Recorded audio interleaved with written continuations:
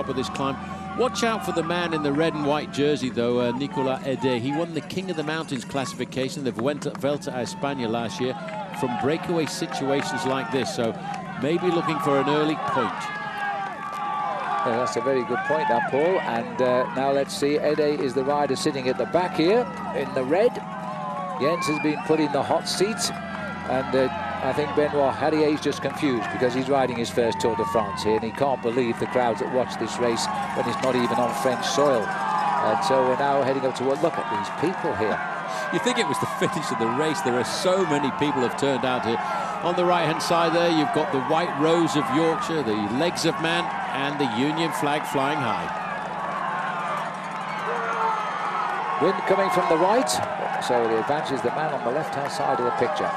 I don't think Ede is going to get through the crowd to sprint.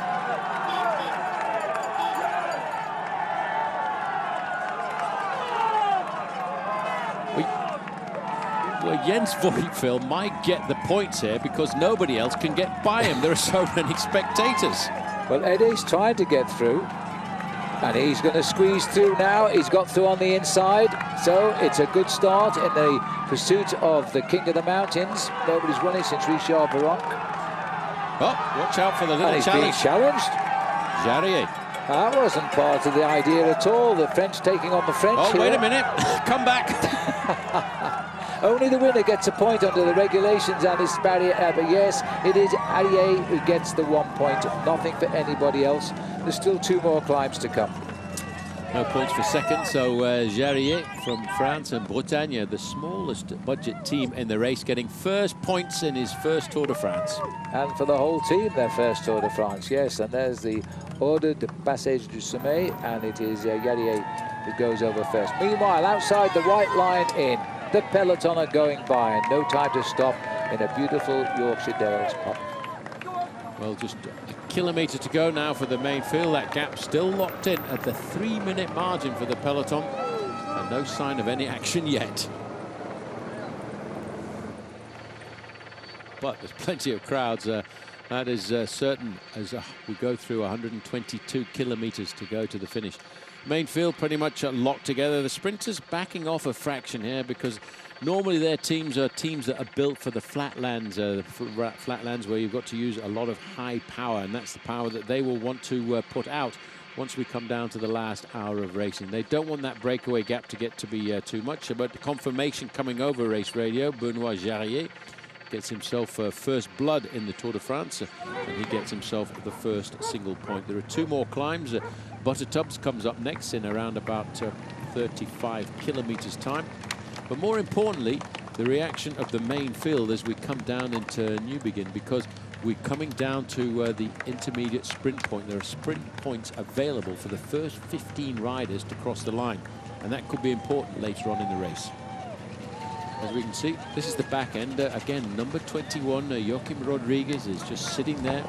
Looks like he's having a little bit of a problem getting and finding his legs in this Tour. He's coming back from injury after a very nasty crash in the Giro d'Italia.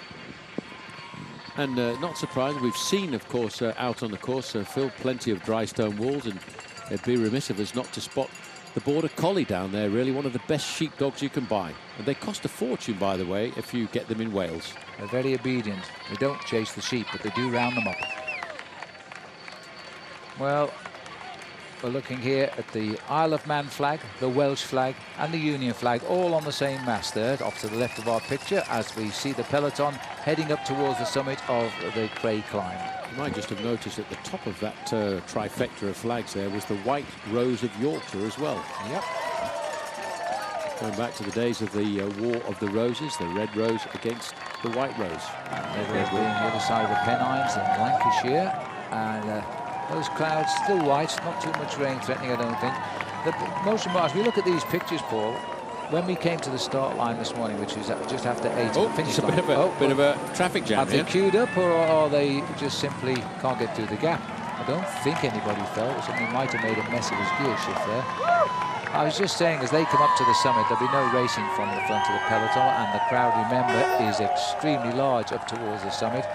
But when we came up to the finish line here in Harrogate this morning at around about 8:15, 8:30, where there's as many people at the finishing line already, as we've seen at many finishes 5 hours later of the Tour de France. They were already here waiting for the race to arrive. It set the whole trend for the day. It certainly did, and as you can see, this wind, Phil, could be a little bit of a factor on the running down towards the finish, because currently on the northerly direction that the riders have taken, they've had pretty much of a favourable wind. Once they start to turn around at the top part of this course and head southerly direction down towards Harrogate, they will pick up a cross-head wind, and that could make it very tricky indeed. Number 21 there, Joaquim Rodriguez, right in our picture here. A man is expected to be on the podium in Paris by the end of the 3 weeks of racing. He's had a very unlucky season. He keeps falling off when he's in a winning position, but let's hope he's got the monkey off his back now. They're over the top of the Côte de Cray. A little bit of a descent, nothing to worry about as they race down towards Newbiggin now. But again, the major prizes will be taken by the first 3 riders up front in the sprint competition. But there is a prize for the 4th place rider, so there's one prize from the head of the peloton for the green jersey competition, which is the sprinters competition.